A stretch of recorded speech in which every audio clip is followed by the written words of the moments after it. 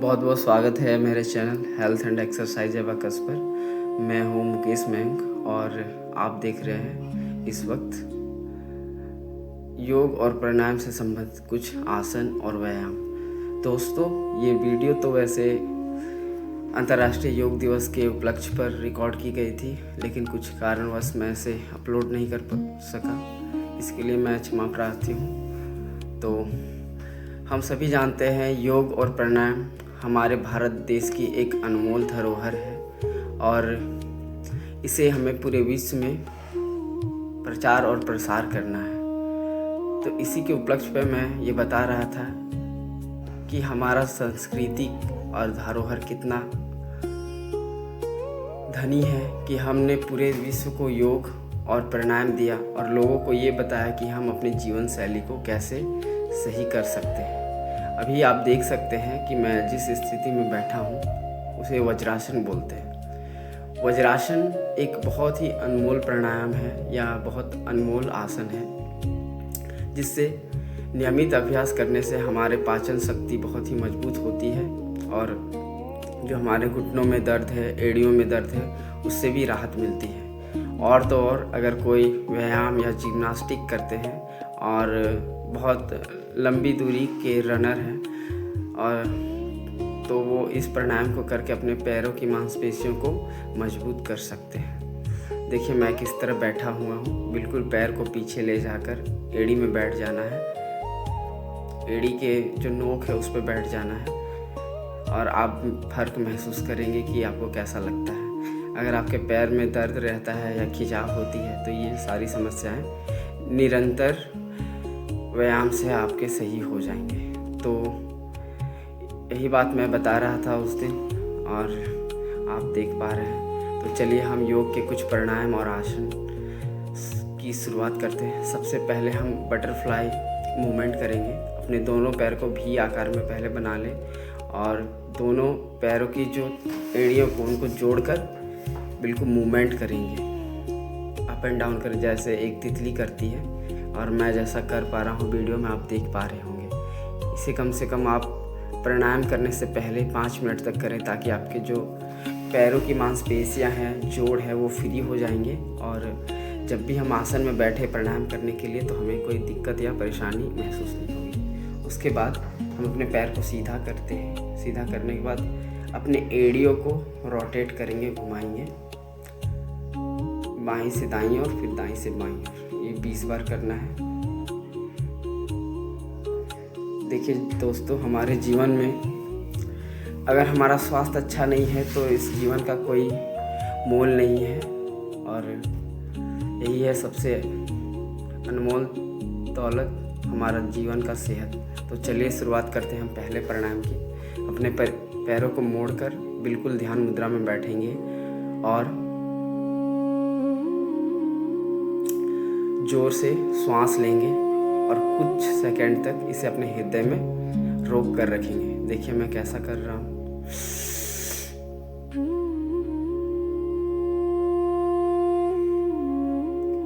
फिर रिलीज करेंगे। ये आपको कम से कम 10 से 15 बार करना है और अगर अवधि की बात करें तो कम से कम 10 मिनट तक करना ही करना है। तो अगर आप नियमित अभ्यास करेंगे योग और प्राणायाम की तो आपका जीवन बहुत ही सुखी हो जाएगा।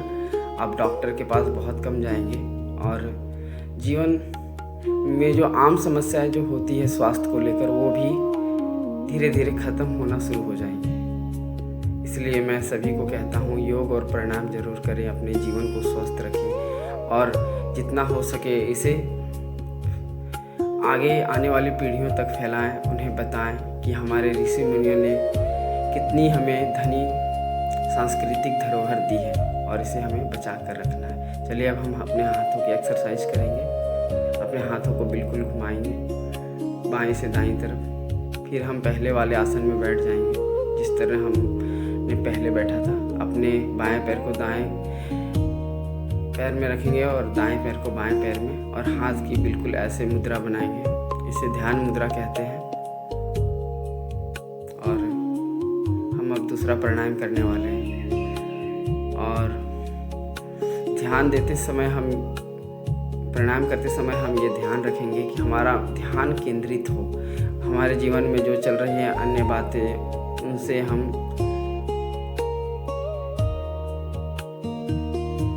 थोड़ा देर के लिए विराम लेंगे और ध्यान को केंद्रित करते हुए दूसरा एक्सरसाइज करेंगे।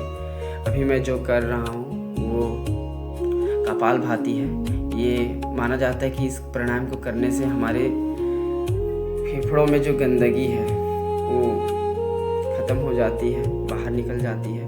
देखिए मैं कैसे कर रहा हूँ, बिल्कुल श्वास को तेज़ी से लेकर और तेज़ी से छोड़ रहा हूँ, जल्दी जल्दी। आप देख पा रहे होंगे कैसे मैं कर पा रहा हूँ।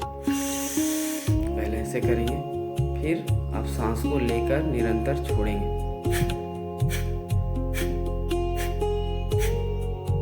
बिल्कुल आप इस तरह करेंगे।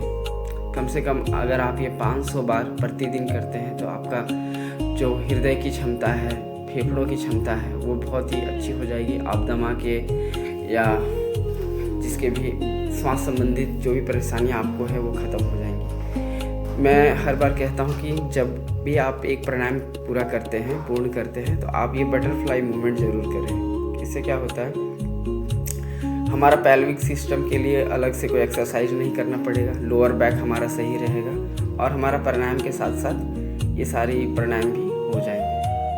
अब मैं आपको बता रहा हूँ, आप वज्रासन की स्थिति में बैठ जाएं। जैसे मैंने आपको पहले बताया कि वज्रासन एक बहुत अनमोल प्राणायाम है।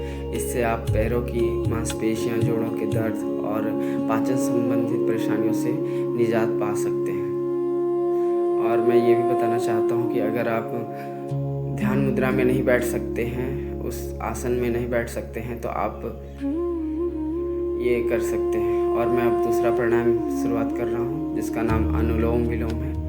आप बाएं हाथ से बाएं नाक के छेद को बंद करेंगे और लंबी सांस लेने के बाद इसे थोड़ी देर अपने हृदय में रोकेंगे, अपने फेफड़ों में रोकेंगे, माफ़ कीजिएगा, और कुछ समय के बाद इसे छोड़ेंगे। कुछ समय का तात्पर्य यह है कि कुछ सेकंड्स के बाद छोड़ेंगे। 5 सेकंड काफ़ी होते हैं। आप इसका प्रयास निरंतर कीजिए। कम से कम इसे आप 100 बार करेंगे तो आपकी जो जीवन की अवधि है वो लंबी होगी, आप चिराए होंगे, आपके चेहरों में चमक आएगी। देखिए मैं कैसे कर रहा हूँ। बाएं हाथ के अंगूठे से बाएं नाक के बाएं छेद को बंद करेंगे और लंबी सांस लेंगे। कुछ देर तक, कुछ सेकंड्स तक इसे रोक कर रखना है और फिर अपने बाएं हाथ के जो मिडिल फिंगर है उससे दूसरी नाक के छेद को बंद करके छोड़ेंगे फिर सांस को।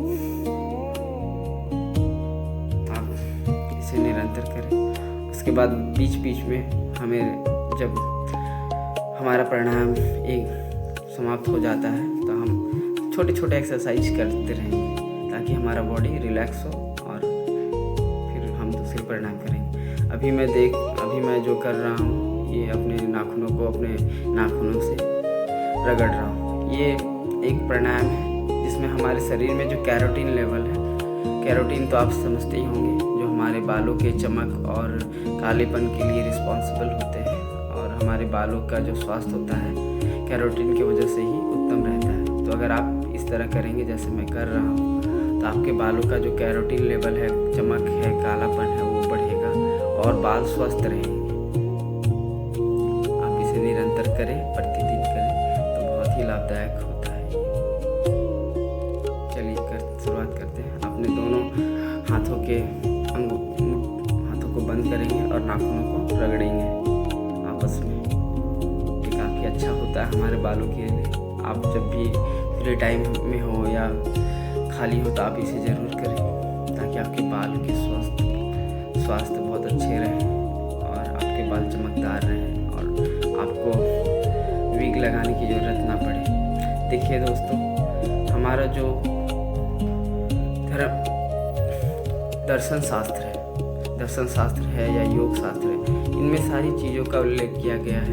आप सभी को मालूम होगा कि योग महर्षि पतंजलि ने योग दर्शन में दिए थे और जिसका लाभ आज पूरी दुनिया उठा रही है और हम भारतवासियों को भी इसमें पीछे नहीं रहना चाहिए।